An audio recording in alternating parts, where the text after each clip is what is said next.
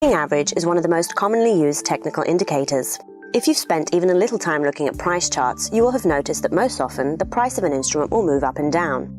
In fast-moving markets, you may find that the price may be surging up only to plummet moments later before surging up again, increasing the potential for false signals. The moving average can help filter out the noise from random price movements and smooth it out in order to see the average value. Moving averages are used to identify trends and confirm reversals.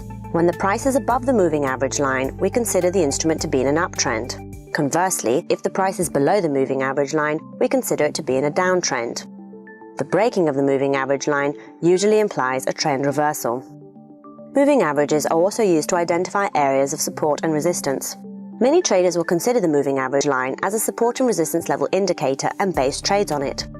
So traders will check to see whether the price is going towards the moving average and see whether it will bounce back from it or break it, as with regular support and resistance level.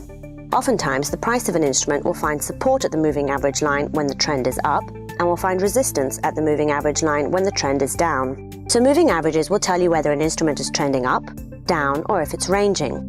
It can tell you if a trend is still in motion and whether it is reversing or losing momentum.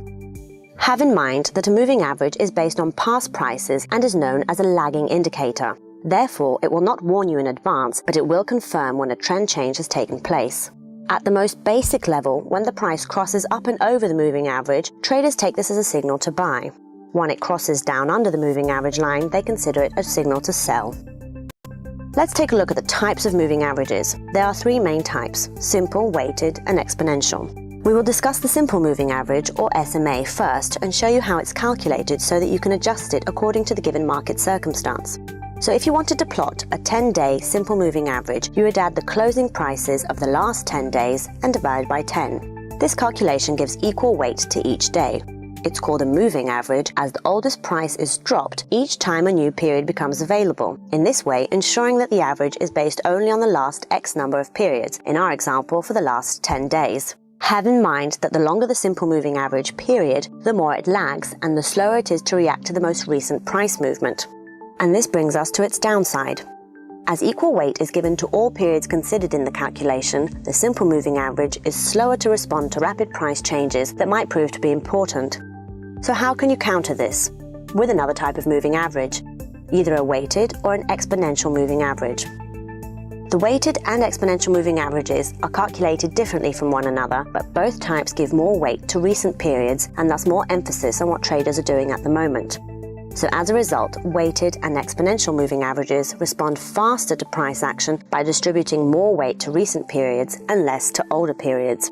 They reflect a quicker shift in sentiment, which can be due to changes in supply and demand or important news events that impact the traded instrument.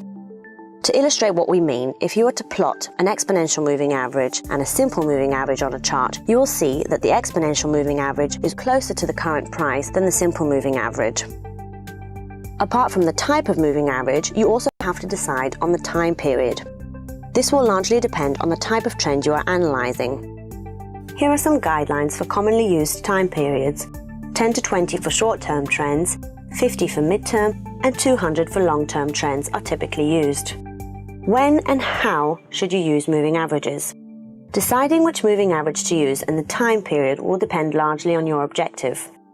Use exponential moving averages for shorter time frames, or if you're analyzing a fast-moving market, as you'd have more emphasis on the latest prices. Use simple moving averages if you are planning on holding a position for a longer period of time, as the exponential moving average might be too sensitive and give false signals.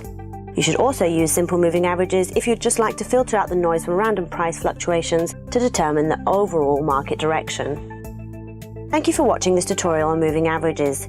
Our next video will focus on how to trade using moving averages.